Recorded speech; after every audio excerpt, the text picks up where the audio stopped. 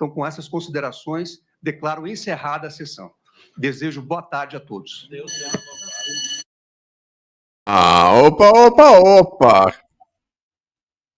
Acabou até mais cedo do que a gente esperava, Eri. A gente estava esperando uma maratona interminável, mas foi isso. Terminou que Xandão fez um voto bem detalhado e o pessoal foi só seguindo, né, com suas ressalvas e suas condições, né? O único voto que teve mais ressalvas, assim, no sentido de realmente relativizar mais a gravidade das acusações foi o de Fux, né? Que o pessoal no chat aí maldosamente dizendo que ele tinha tomado alguma substância alcoólica antes.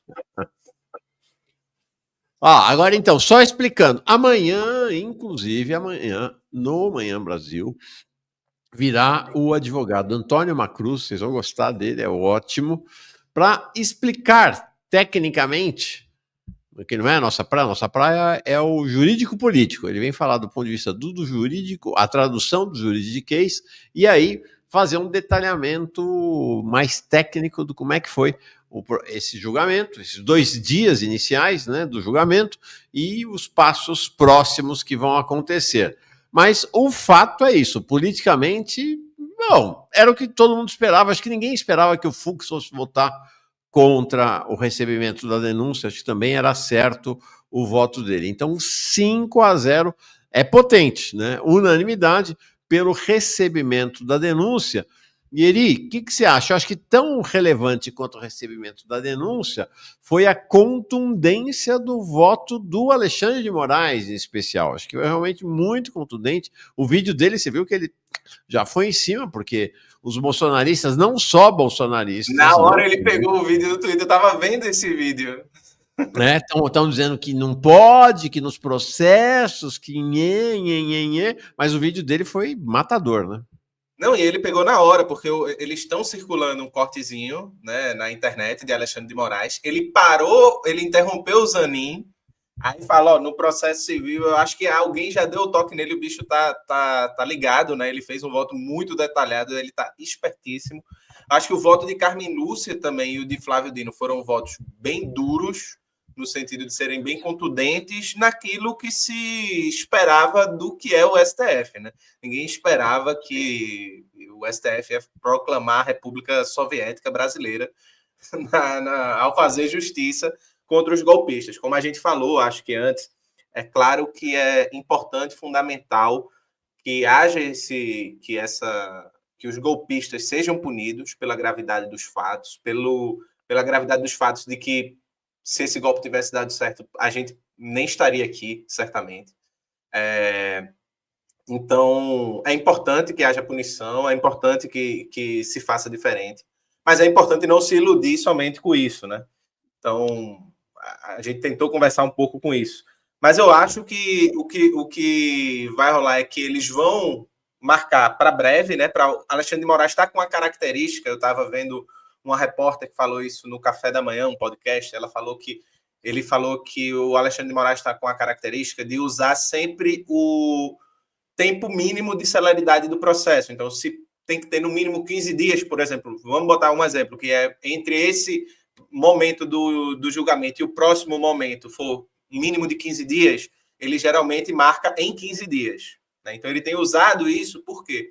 Porque há um entendimento da corte de que esticar esse processo demais, mais próximo de 2026, pode prejudicar o cenário político, pode bagunçar o cenário político, de maneira a prejudicar o cenário político eleitoral do Brasil, o debate público do Brasil. Então, eles querem resolver isso logo, meio que como se para botar uma pedra em cima do que aconteceu e você aí reiniciasse o processo público brasileiro dentro de uma, entre aspas, normalidade. Então, acho que vai terminar acontecendo isso. O Alexandre de Moraes vai, como relator, vai tentar marcar essa próxima etapa do julgamento para o mais breve que o prazo mínimo puder fazer. E creio eu que, dado algumas divergências aí, principalmente com Fux e de dosimetria, e você veja que já teve uns comentários entre eles, de que Alexandre de Moraes até falou, tive conversas sobre dosimetria, houve umas divergências, então vai haver certamente, vai ser um processo muito mais interessante do que o que teve hoje e ontem. E aí vai ter, além dessas divergências, a gente vê como vai votar o Fux, que possivelmente pode ser um elemento de fazer, ao invés de 5-0, um 4-1.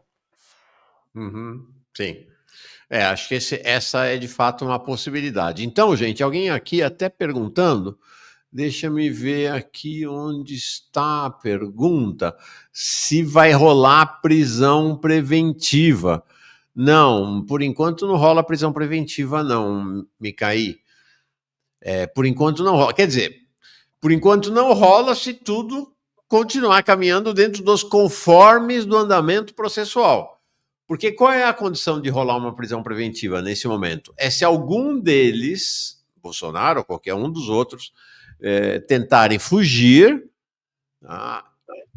Ou se algum deles, por exemplo, ameaçar testemunha, né? Fizer, então, manobras para criar dificuldades ao andamento do processo, fuga ou ameaça contra pessoas, contra testemunhas. Então, fora isso, não vai ter prisão e acho que dificilmente, tanto um caso quanto outro, há uma ideia de que o Bolsonaro pode fugir e tal, não acredito que ele fuja agora, se é que ele fugirá. Acho que isso é uma coisa mais para frente. Neste momento, gente, então não tem nenhum culpado. Do ponto de vista processual, é importante dizer, ninguém é culpado até o momento, eles são réus. Isso quer dizer que a partir de agora começa para valer o processo. Nós estávamos na etapa anterior à do início do processo efetivo de julgamento. Agora eles são réus e vai começar.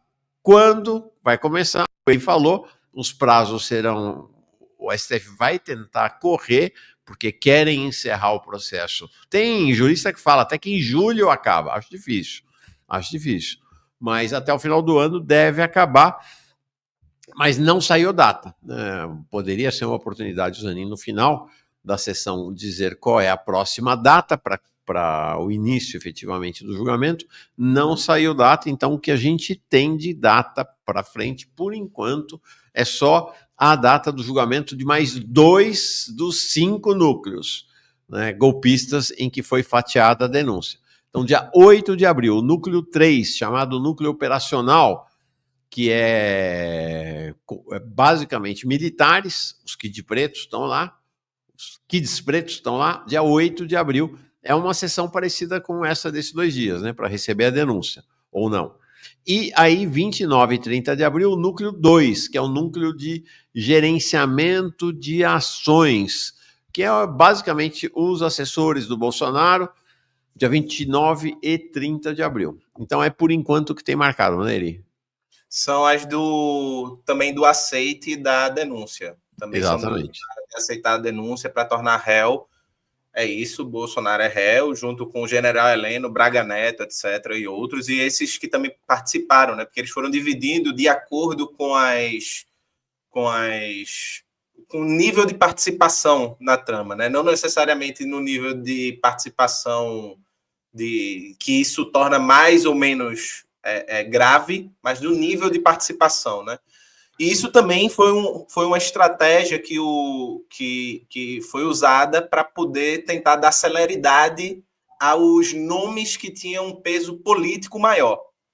Então, por exemplo, os Kids pretos, por mais que sejam muito importantes na trama e que vão ser julgados, eles não têm um peso político tão grande quanto o Bolsonaro, o general Heleno, o Braga Neto, enfim. Então, para poder dar para dar uma acelerada nessa parte mais política, justamente para evitar chegar em 2026, né, que eles não queriam que o julgamento acontecesse em 2026, eles fatiaram o processo para dar essa celeridade que é importante. É isso aí. Bom, vamos esperar, né? Vamos acompanhar. É óbvio que o interesse pelo julgamento nos outros processos é menor do que este, né? A atenção toda está voltada para o julgamento. É assim, 60% da atenção para Jair Bolsonaro, 30% de atenção para os outros dessa turma aí, Braga Neto, Mauro Cid e tal, e 10% para todo o resto. A tendência é uma queda grande na atenção na medida em que for andando cada um dos processos em função do fatiamento da denúncia, das denúncias. Nós registramos aqui ao longo, por mensagem, para não interromper, agora registramos de viva voz, o falecimento, a morte do prefeito de Belo Horizonte, Fuad Noman, com 77 anos, tá, de idade. Ele estava internado desde 3 de janeiro, ou seja, nem tomou posse, morreu com insuficiência respiratória aguda, né, ele tinha um câncer e é isso, assume a prefeitura, é um parlamentar, ele, apesar de ter apoiado Lula, apoiou Lula, tudo, mas era um político de centro-direita, do PSD, né, da direita, da centro-direita, vamos dizer assim, não é? E é isso, né? Desde a eleição, inclusive antes desse ano, né, no ano passado ainda, ele chegou a ser, ele foi internado mais de 4 vezes. Quem assume lá, então, algo que a gente já viu em São Paulo, né, com a morte do Bruno Covas e aí o Ricardo Nunes assumindo o governo. Lá quem assume é o vice-prefeito Álvaro Damião, do União Brasil. Esse aí não é da centro-direita, não, é da extrema-direita, é bolsonarista. É isso aí. Acho que é isso, né, Eli? Rapidinho que Eduardo Bolsonaro circulando um vídeo fazendo um chamamento de que as pessoas vão continuar uma articulação para que haja pressão para que se faça justiça, né? Obviamente, no sentido de tentar uma anistia e de questionar a legitimidade do julgamento, né? Então ele já está circulando esse lá dos Estados Unidos, né? De onde ele fugiu para lá, né? Lá dos Estados Unidos está circulando, esse vídeo já está circulando no Twitter e, enfim, estava vendo agora há pouco, inclusive. Agora é isso, né? O jogo, né? A bola está definitivamente em campo. A bola está definitivamente em campo. Mais uma vez, a gente falou aqui no começo, né? Tem todo né, a sociedade do espetáculo, esse espetáculo todo em torno do tribunal, mas a luta contra a extrema-direita e contra o neoliberalismo, tanto da extrema-direita, quanto da centro-direita, quanto dos progressistas, não deve ser terceirizada para ninguém, deve ser tratada como luta do povo brasileiro, nas ruas, inclusive, né, nas mobilizações, nos movimentos. Isto é chave.